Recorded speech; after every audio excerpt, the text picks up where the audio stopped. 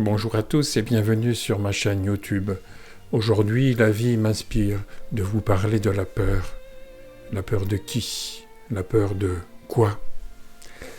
Alors voilà, plus le monde se peuple, plus la peur s'épaissit. Elle se diffuse partout, dans l'air que l'on respire, dans les regards qui s'évitent, dans les gestes mécaniques du quotidien, et même dans les sourires que l'on croit ambigus, voire déplacés. Et puis, c'est l'histoire, ou plutôt la métaphore de celle ou de celui qui prend la corde pour un serpent. La peur est la création, la projection, devrais-je dire, de la personne qui interprète. Alors, où se trouve la cause quand on a peur d'une corde parce qu'on imagine voir un serpent? Bien évidemment, pas dans la corde. Il y a donc un vrai problème, un problème qui dénature le vivre ensemble. C'est bien celui de rejeter sur les autres nos problématiques intérieures. Pour être clair, de rendre responsables les effets au lieu d'agir sur les causes qui nous appartiennent. En fait, la plupart des individus ne sont même pas conscients de leur projection. Ils sont même dans l'ignorance des motivations profondes qui les font réagir au lieu de, naturellement, répondre à la vie. Ainsi, de réaction à réactions exacerbées, le climat ambiant devient délétère. À mesure que la peur gagne du terrain, quelque chose se rétrécit dans nous, la liberté intérieure. Moins un être est libre à l'intérieur, plus il devient facile à digérer, à canaliser, à utiliser. C'est une mécanique simple, implacable, presque banale. La peur est une énergie qui bloque. Elle ne cherche pas seulement à faire mal, elle cherche surtout à figer, à paralyser, à empêcher le mouvement vivant de l'âme. Alors, la vie se transforme peu à peu en une immense prison mentale. Les êtres s'y croisent sans vraiment se rencontrer, se sourient tout en se méfiant. Ils parlent de la paix avec des poings serrés. La douleur cohabite avec la violence, parfois la plus extrême, et cette contradiction devient la norme. Dans cet univers-là, la peur n'est pas un accident. Elle est organisée, entretenue, exploitée. Elle fait tourner la grande machine économique, nourrit la compétition, stimule la productivité, justifie la pression permanente. Parce que cette énergie, qu'on appelle la peur, se diffuse vraiment partout. C'est une partie importante d'une matrice involutive qui s'infiltre partout. Pour faire simple, c'est un inconscient collectif que chacun renforce avec ses craintes respectives, elles-mêmes issues de réflexes ancestraux, d'où cet atavisme cultivé et entretenu par des réactions conditionnées, celles de la personnalité de survie. Ainsi, un être éveillé, un être apaisé, libre intérieurement, détaché de ses conditionnements, devient soudain inutile au système. Non, il ne consomme plus ses frustrations, il ne court plus après des mirages compensatoires. Alors, on l'écarte, on le recycle, ou même on l'ignore. Et peu à peu, la guerre se déclare, non plus simplement entre les nations, mais elle s'installe dans les cœurs. Elle devient un état d'esprit quotidien. Parce que dès le matin, certains se répètent « sois meilleur que les autres ». Et sans même s'en rendre compte, chacun devient le soldat de sa propre survie, un combattant invisible dans un champ de bataille intérieur permanent et bardé d'injonctions. Alors, se libérer de la peur paraît alors presque impossible. Oui, elle est ancienne, viscérale, inscrite dans la matière même du vivant. Elle circule comme un virus subtil, se propageant à travers des champs invisibles, des égrégores nourris par des millénaires d'angoisses humaines. Chercher à éliminer toute peur serait se mentir. La peur fait vraiment partie de la vie terrestre. Certaines peurs, instinctives, animales, sont même nécessaires. Elles protègent, elles alertent, elles sauvent. Mais il existe une peur bien plus sournoise, celle fabriquée par le mental. Une peur construite, scénarisée, répétée et projetée sur l'autre. Là naît le mécanisme bourreau-victime, cette danse infernale où l'on se blesse soi-même en croyant se défendre. Cette peur-là s'enracine dans nos traumatismes inconscients, dans nos mémoires enfouies. Elle nourrit le doute, l'insécurité, la méfiance envers soi-même. Elle nous pousse tantôt à l'isolement, tantôt à nous fondre dans des collectifs pour nous sentir exister comme si survivre était déjà une victoire. Ainsi, certains se font exister par écran interposé, comme des mendiants de l'amour. Ils recherchent désespérément à l'extérieur l'approbation ou la reconnaissance dont ils sont incapables de se donner eux-mêmes. Ils se croient connectés, mais leurs écrans ne renvoient que l'image illusoire d'un puissant fond, celui d'un mal-être qui fait barrage, qui fait écran, devrais-je même dire. Et pourtant, parfois, rarement mais réellement, quelque chose se fissure. Dans un moment de lucidité, de silence, d'observation sincère, nous découvrons que la peur n'est pas ce que nous sommes.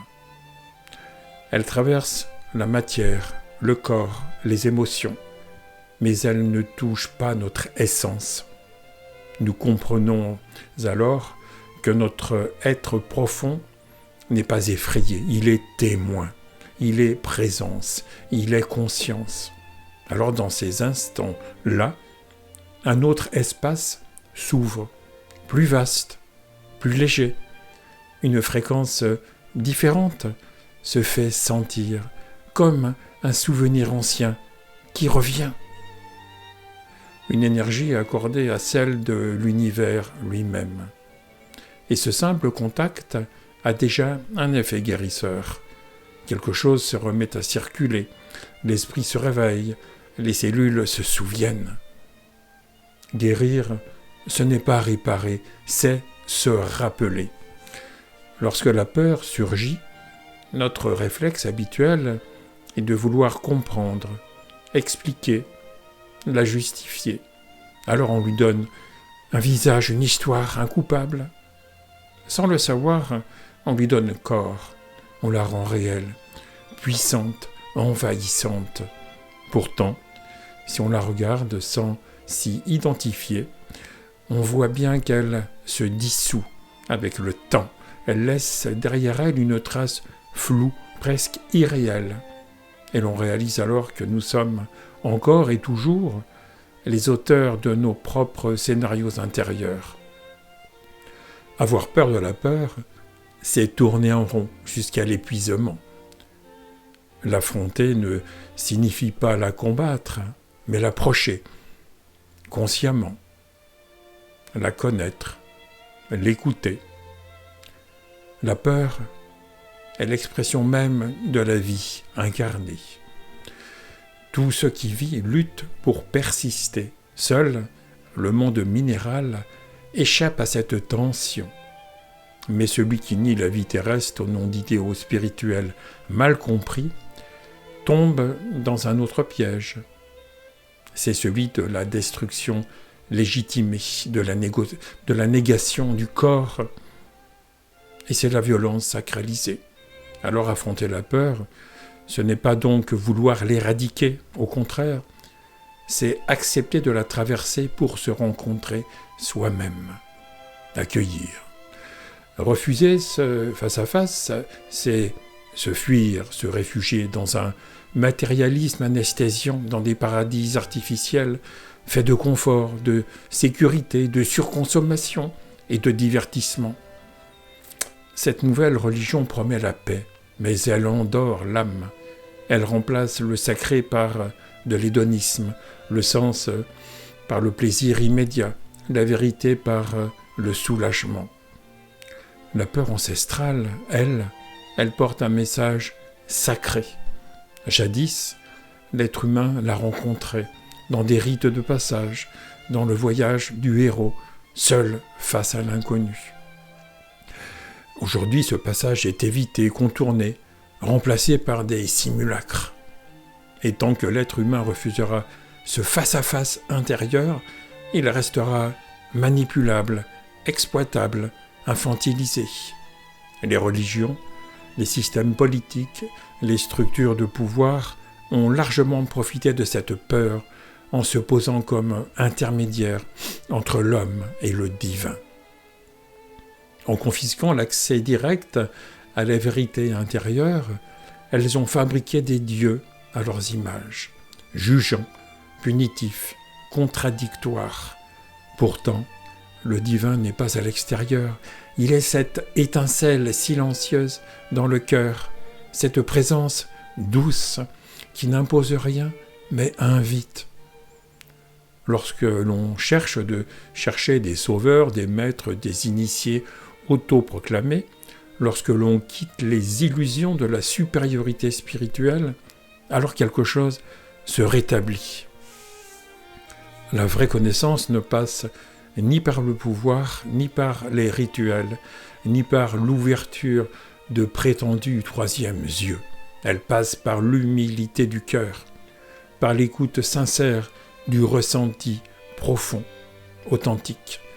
Elle passe par la paix intérieure. Notre véritable intelligence ne réside pas dans le cerveau qui découpe, compare et juge, mais dans le cœur qui ressent et qui relie. Le corps lui-même est une bibliothèque vivante, porteur d'une mémoire immense. Lorsque le mental se tait et que l'émotion s'apaise, le silence devient enseignant.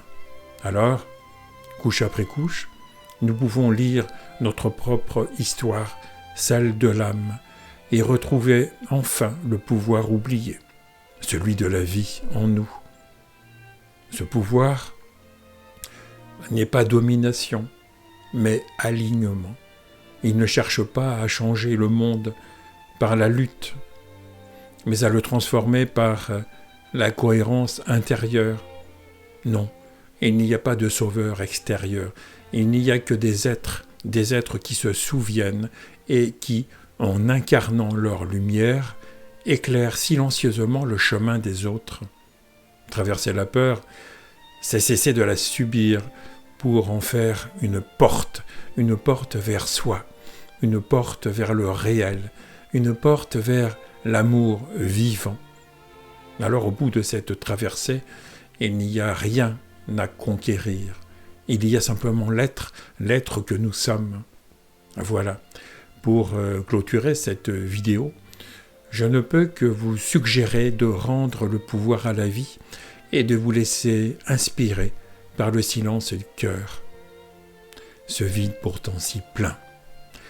Je vous invite donc à mettre l'amour en action et à proclamer dans l'espace sacré de votre cœur quantique « Je n'ai rien à vaincre, je n'ai rien à prouver, je me rencontre vraiment et cela me suffit ».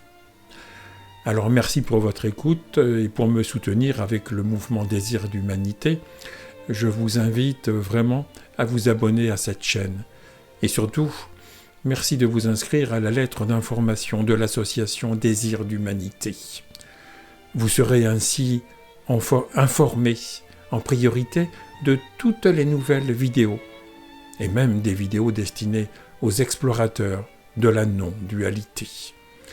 Voilà, merci pour votre écoute. Je vous dis à bientôt pour de toutes nouvelles vidéos.